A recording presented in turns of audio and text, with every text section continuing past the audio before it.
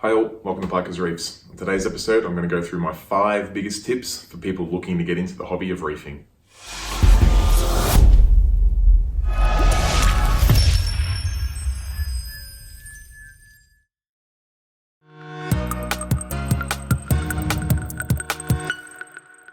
Okay, so that's been one of the biggest questions I get asked all the time of what my tips are, what things I recommend for new people starting off in the hobby, and mistakes I've made or things I've learnt, and just generally trying to guide people that are getting into the hobby, because let's be honest, it's a complex hobby. It's got a steep learning curve. It can be incredibly expensive, and there's a whole heap of stories of people making big mistakes and either leaving the hobby or wasting a lot of money, or even worse, harming either fish or coral, but eventually livestock lives. So big shout out to Thomas, who gave me the suggestion to do this tips video. So here we are. I've narrowed it down to 5. I could probably talk all day about things that I'd recommend you do or don't do, but I've tried to smush it down into 5 tips. So let's start off with my number 1 tip. Be honest with yourself. At the start of the hobby, you need to really sit down, work out how much time you're able to spend on the hobby per week, whether that be per day, per week, per month, whatever it is, but work out how much time you can spend on this hobby, work out how much money you can spend on this hobby, and I mean more so on an ongoing state. Most people will factor in a budget at the start. They'll work out how much they can afford to spend on the tank, and to be honest, most people will stretch themselves at the tank and then be absolutely gobsmacked at how much money it's going to cost them on sand, rock, skimmers, lighting, coral, fish.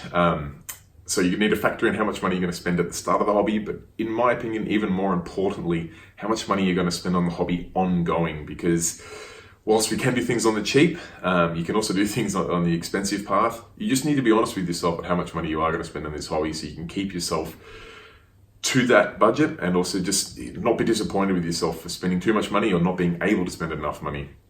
One other part there that you've got to be honest with yourself is your ability. A lot of people come into the hobby, they might have back issues, they might have skin issues where they can't touch water, or just the size of the tank, being able to lug water around, things like that. It can, believe it or not, you would think that keeping fish tanks could be a physically demanding hobby, but it absolutely can be. It doesn't have to be, but if you factor that in and you plan from the start, there are ways around it. But you need to be honest with yourself on what you're going to be able to do. So before you start looking at what tanks to buy, I really recommend that you look at how much time you're willing to spend each week on this hobby, how much money you're willing to spend on this hobby upfront and ongoing, and of course what your ability is. Once you know these 3 things in regards to your time, your budget, and ability, it makes it significantly easier to map out and plan what goals you have for a reef tank. Some goals can be absolutely hugely different. You could go from a 10,000 litre tank with every type of coral and fish under the sun to a 35 litre nano with a pair of clowns and an anemone in there.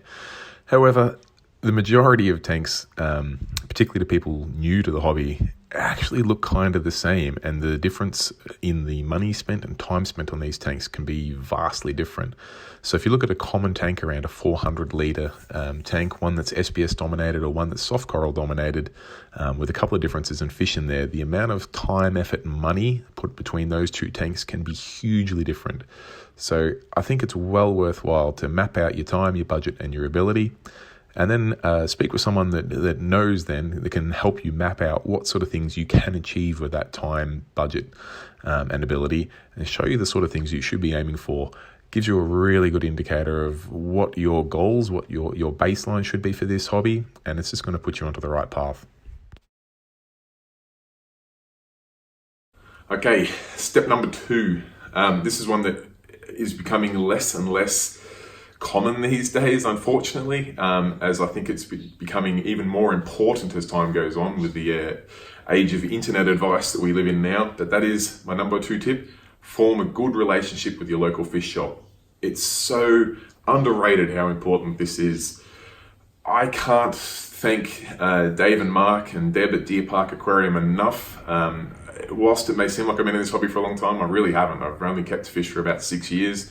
I learned so much from the advice they gave me. They never steered me wrong. They were straight up and honest. They never tried to sell me something I didn't need. In fact, they would talk me out of things I didn't need. just gave me absolutely solid advice, and I'd recommend everyone in this hobby get. It doesn't have to be the shop that's closest to you. Deepak's about an hour drive each way from my house. That being said, there's probably only 1 or 2 shops closer to me than that. Doesn't have to be your closest fish shop, but it needs to become your local fish shop. You just need to get in there, have a shop around if you're at the start of the hobby, talk to the owners, talk to the staff there, get a feel for how much time they're willing to spend with you, how much advice they're going to give you, whether their morals line up with yours in this hobby, whether they're just interested in selling fish to make a sale, or whether they're looking to keep fish and coral and see them thrive. These sort of things sit well with me, so I like to align with stores that have those same sort of morals. If you can build up a good relationship with your local fish shop, you support them, they're going to support you. At the end of the day, that's what it comes down to. I understand that, particularly from the local fish shop's point of view, it is their business. It is what puts a roof over their head and puts food on the plates for their family. So at the end of the day, they do need to make money. So you're going to burn them if you're shopping online to save $5 here or $7 there. It's absolutely worth its weight in gold to maybe spend just a couple of dollars more with your local fish shop. Keep that good relationship going, because you know you're going to get your monies back in advice from them. So by all means, guys and girls, go out there and really find a good local fish shop and make that one of your key priorities. Okay, tip number 3. And this is one I've had a bit of an internal battle with myself over this one over the last 5-6 years in this hobby. And that is to try not to revolutionize the hobby, particularly on your first or even your second go. It can seem really obvious when you're new to the hobby. You might look at something with fresh eyes and go, why don't people do this? Or why don't they use this test kit? Or why don't they use this light? It's so much cheaper. You're just going to have to take for granted that often there is very good reasons for that may not become apparent to you right now. This hobby is so complex. There's such a steep learning curve with water parameters, fish dynamics, the different types of conditions that various corals need, the different ways you can set up and run and maintain a tank.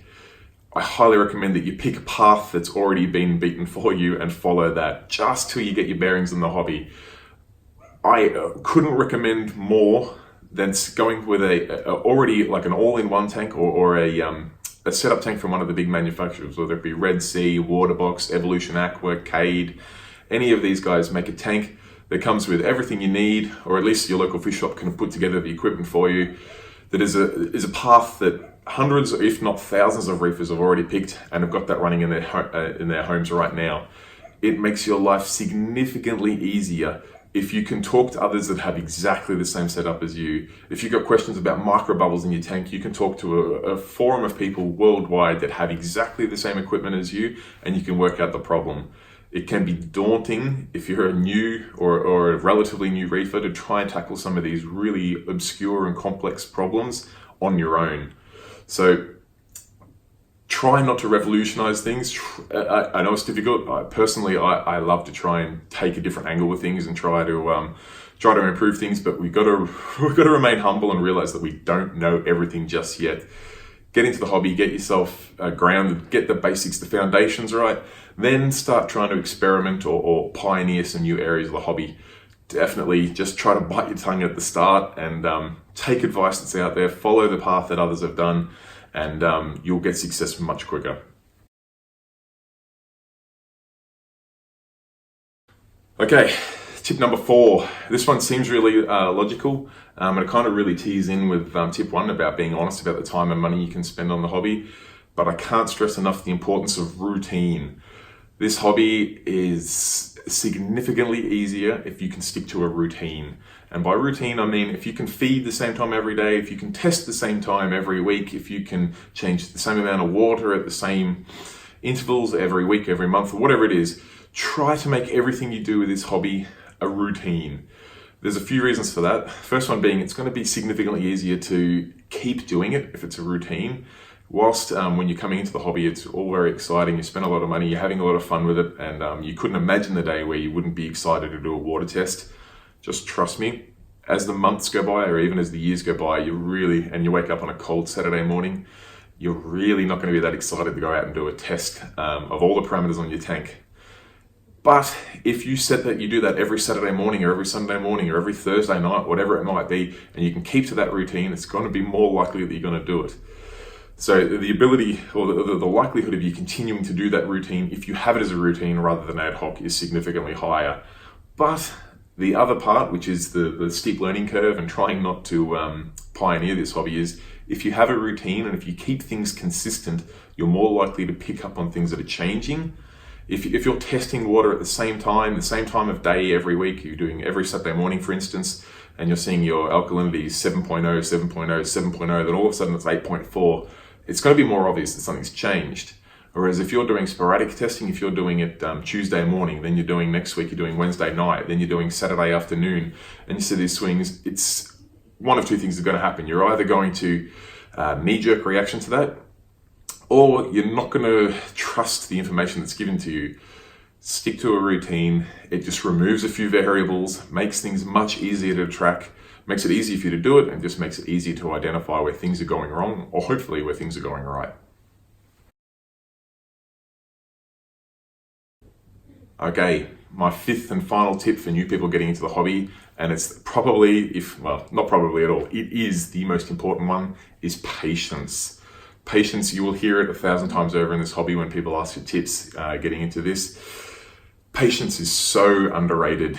It is really, really difficult, particularly when you're just getting into the hobby and you see all these tanks that have been established for a number of years and they've got corals that are grown in, you've got fish that are very, very sensitive, and you just have this thriving ecosystem.